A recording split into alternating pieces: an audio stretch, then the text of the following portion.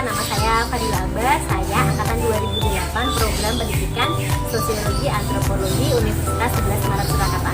Saat ini saya sedang bekerja mengelola lembaga pendidikan KB dan TK di daerah Klaten. Teman-teman, yuk kita gabung ke program pendidikan Sosiologi Antropologi. Kenapa? Karena di sini kamu akan mendapatkan pengalaman yang luar biasa terkait dengan fenomena sosial yang terjadi di masyarakat. Dengan pengalaman yang segitu banyaknya, otomatis ilmu ini sangat bisa sekali diterapkan dalam bidang pekerjaan apapun.